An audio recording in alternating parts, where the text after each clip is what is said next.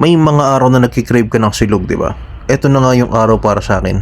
At dinala nga pala ako dito sa Otic Street ng pa ako. Dito, sa tapat ng sakayan ng Irisan. Malapit lang sa Burnham Park to.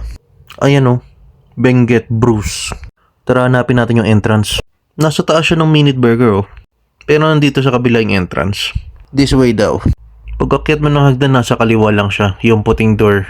At eto na nga yun, ang entrance ng Benguet Brew 2600. Price check, free coffee 9 AM to 11 AM. Yun lang, hapon na ako nakarating. Pero breakfast pa rin tayo. Ganito naman yung mga upuan nila oh. Talaga nga naman may kita mong tatak lokal ng Baguio tong theme nila na to sa cafe. Pictures pa lang oh. Tsaka yung design ng lugar oh. May mga bulaklak-bulaklak. Need money for Lamborghini. Pwede. Law of attraction. Ganda ng orchid oh. Dumating ng order. Uy, hello to you my long silog friend. So saan tayo magsisimula? Tara, gulay muna. Green na green tong pepino. Fresh na fresh. Ito rin kamatis oh. May papawis effect pa. Mahilig pala akong mag-ketchup pag nag-iitlog. Tapos sama natin sa fried rice. At syempre, hindi magpapahuli ang star of the show, ang longganisa.